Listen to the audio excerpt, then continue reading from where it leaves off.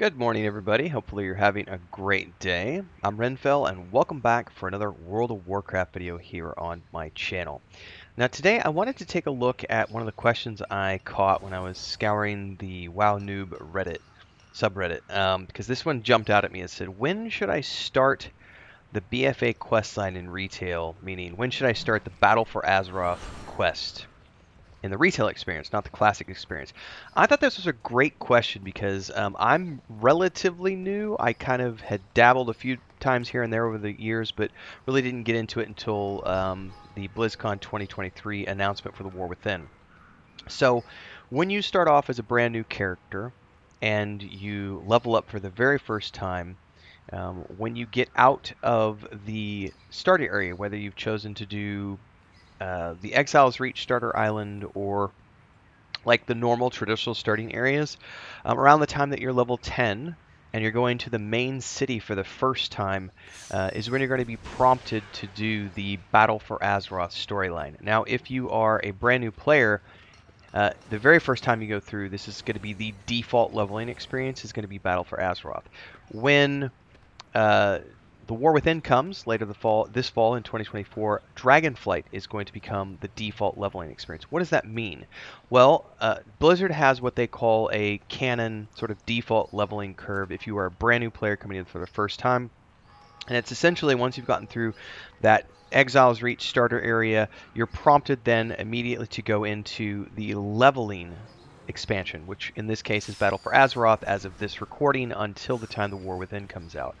Now, if you're coming back on a different character and you've already gone through the first time, you've already leveled up to 60, you're in Dragonflight, and you do an alt, you have the option to go do other things. You could do a time walking campaign as an example, which is what I'm going to be doing with this mage.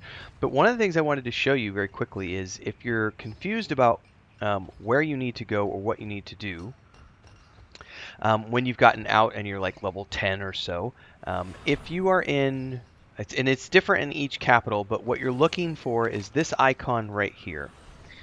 It's going to literally say Battle for Azeroth, Tides of War on the Alliance side. I'm not sure if it's named the same thing on the Horde side. I can't remember. But what you're looking for is this icon, which is a brown sort of shield icon with the exclamation point above it. That is the starter for the Battle for Azeroth. Now, once you find that icon on your map, and it's going to either be in Agrimar or Stormwind, go to that icon, click on that NPC, start the quest line, and just follow it from there. You will then get transported to the Battle for Azeroth area, and you'll get cutscenes and everything else. And then depending on what side you're playing from, if you're on the Horde side, it's going to be Zandalar, which is sort of like the Mayan Empire set in the middle of the jungle with these trolls, the Zandalarian trolls. Really cool storyline and just amazing music, beautiful scenery. I really enjoyed the Horde side. I did that, I want to say when Dragonflight first came out, that was one of my first serious attempts to play retail. Now when I really got into it this time around, I've done Kultiris on the Alliance side since we started off as Alliance. And I love Kultiris. I've done Kultiris on 2 sets of characters now. Even though I could have gone off and done something else with my second character, I came back and did it again. Because when you're going through Battle for Azeroth, this is the fun part, which is why I wanted to give a greater explanation to this video.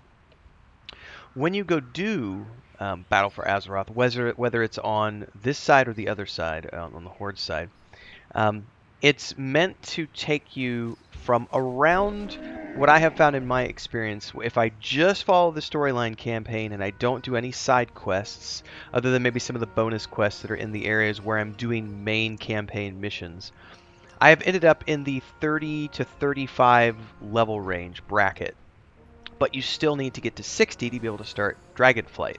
So the cool thing is that if you're doing it for the very first time, just go keep doing side quests. Because as you're doing side quests, you will eventually get to level 60, and then you'll be able to just go and start Dragonflight. So the key here is to just, even after you've done all the main storyline quests, for whether it's Zandalar or Kultiris, you'll be in your 30s, based on my experience. And then once you've done that, you can just look at the areas that you haven't finished questing in and say, I want to go do the quest there. I'm going to go finish this area, so on and so forth.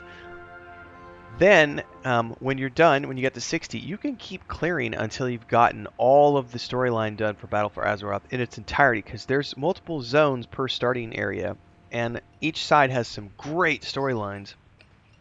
The environments are really well done, different biospheres, there's a lot going on, different factions, so on and so forth.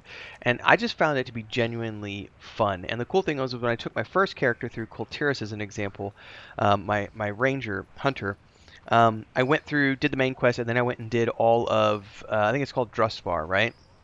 And then the second character I took through, which was my warrior, I can't remember what it's called now, but it's more to the north of Kultiris. So you have options of the areas that you can go do for side quests to go from, like, 32, 33, whatever, all the way to 60.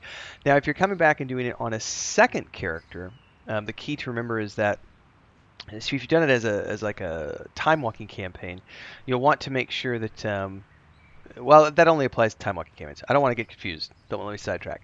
You can do that on any characters you want because right now Battle for Azeroth is the default leveling experience. So it doesn't matter if you're coming at it from the Horde side or the Alliance side, it's the same thing. The key here is that around level 10 is when you're going to get prompted to go find the NPC starter for Battle for Azeroth, and then you can continue on from there. Quick commercial break, everyone, to celebrate and give thanks to all of these amazing people who keep me on the air full time. Really appreciate the support. All you got to do is join as a member. You get access to private videos. You can also do super thanks on any upload or super chats and stickers on any live stream or premiere you see.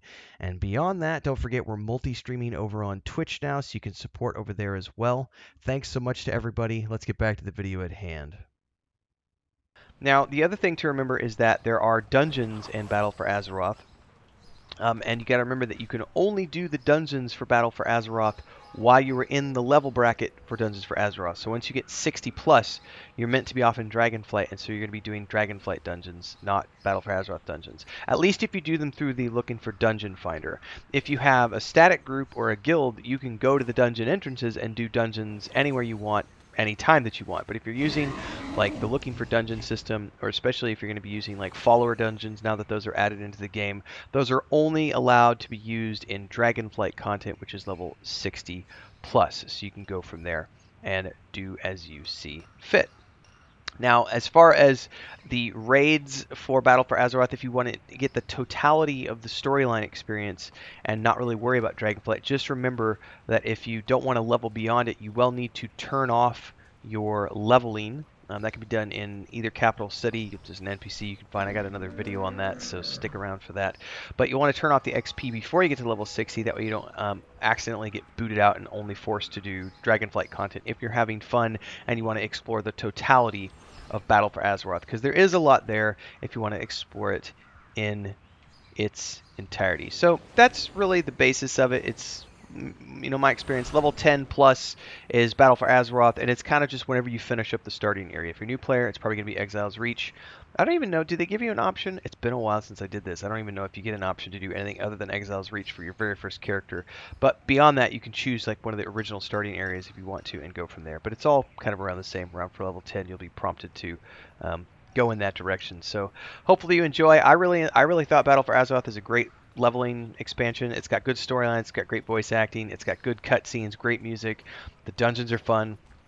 I mean, I really liked everything about it. Dragonflight was really good, and we got Dragon Flying, which is really awesome. I am looking forward to Dragonflight becoming the default leveling experience, but for now, it is still Battle for Azeroth, and I'm probably going to do one more Horde character through Zandalar, just so I can do that for a second time at some point, so stick around for that. But in the meantime, we got lots of other things happening here, so don't forget to like, subscribe, hit the bell icon so you never miss an update. Come join us. We are on the Moonguard server. We play pretty much every day of the week. Raids are Saturday nights at 8 p.m. Central Time. We're currently wrapping up the second raid in Dragonflight, working towards the third, and then we're getting current, so we're ready to go for the War Within when it drops this fall. Hopefully we'll see you there.